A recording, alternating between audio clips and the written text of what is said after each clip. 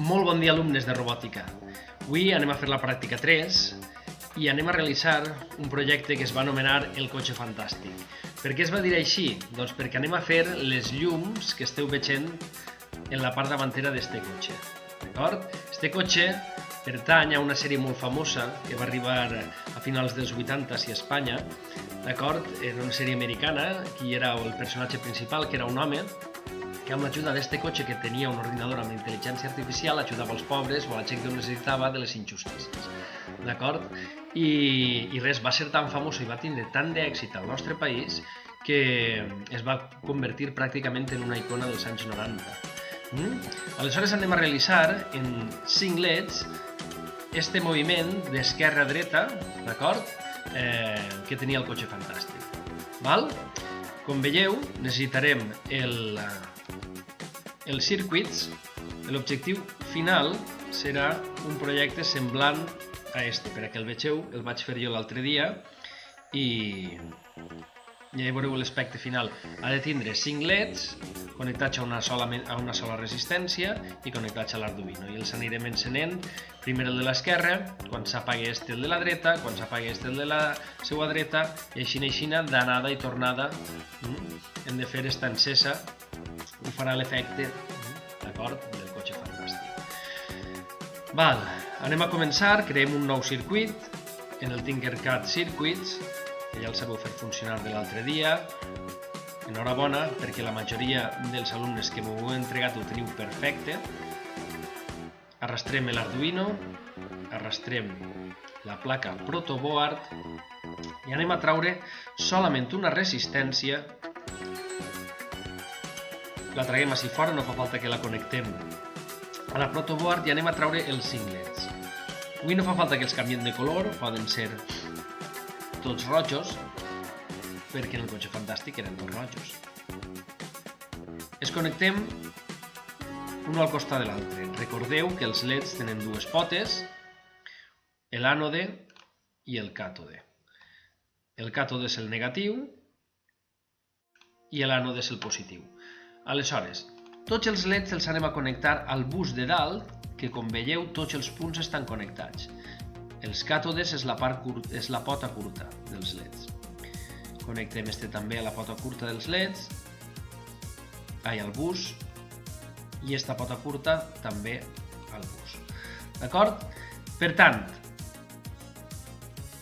del bus portarem un cable a la resistència i de l'altra porta de la resistència ho portarem a terra o a GND. D'acord? El valor de la resistència és d'un K, és massa alt. Anem a canviar, com l'altre dia, a 220 ohms. D'acord? Ara, les altres potes les anem a portar a diferents pins de l'Arduino. El primer el podem portar, per exemple, a la pata 10, el segon a la pata 9, el tercer a la pota o pin 8, el quart al pin 7 i el cinquè al pin número 6. I amb això ho tindríem tot connectat electrònicament.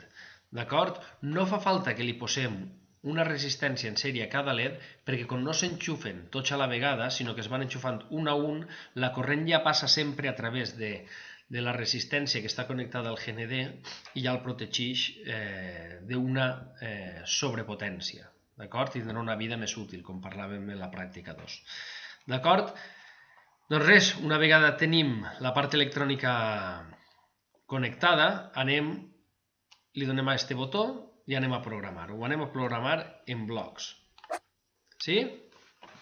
El primer que tot, anem a connectar el LED 1, que si recordem està a la pota 10.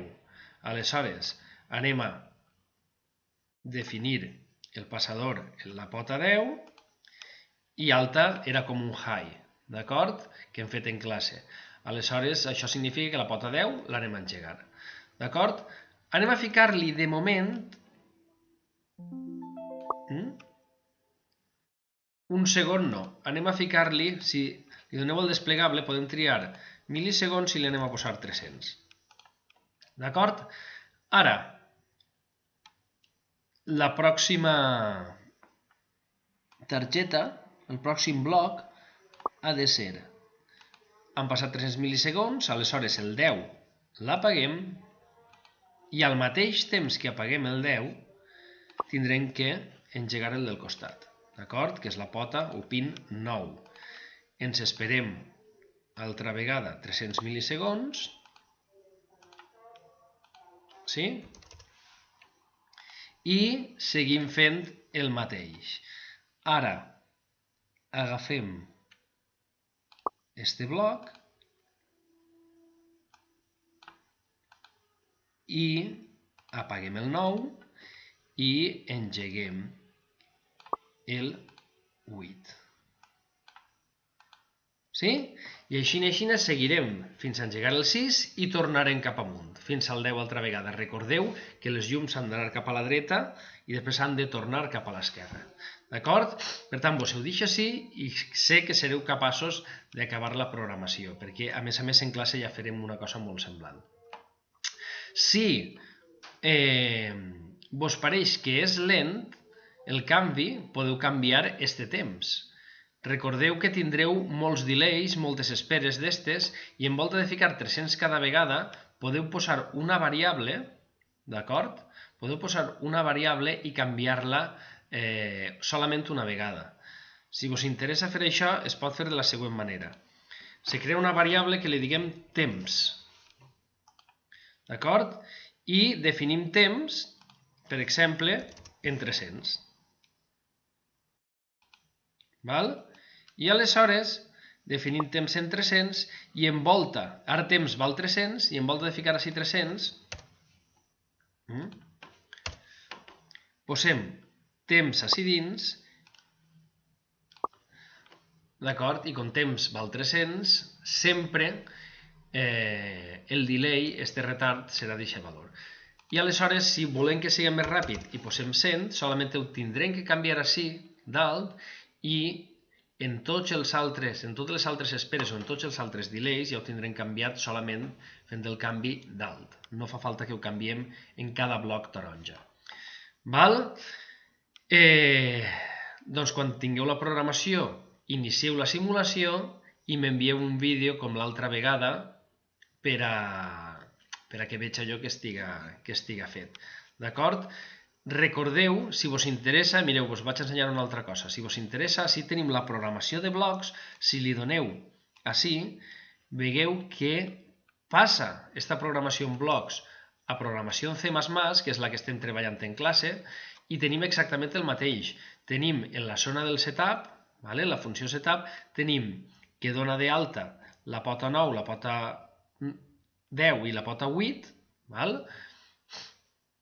les posa com a eixida, output, tenim la variable temps, que la inicialitzem així dalt, en recordeu-se, i després tenim el mateix digital write, 10 high, és com aquesta instrucció, que la pota 10 la posem en estat alt o l'engeguem, un delay, que és l'espera, i així tenim temps. Passa aquesta programació en blocs a C++. Si això no es pot editar, d'acord? La programació en C++ no es pot editar directament, solament es pot modificar esta, a no ser que li doneu a text. Aleshores sols teniu la programació en C++ i sí que es pot modificar el que és la programació de text. D'acord? De moment ho anem a fer en blocs. La setmana que ve ja començarem a fer algunes coses en C++. D'acord? Pues res, espero els vostres vídeos i que tingueu sort. Si teniu qualsevol dubte, a través d'Edmodo m'ho podeu enviar. D'acord? Molta sort!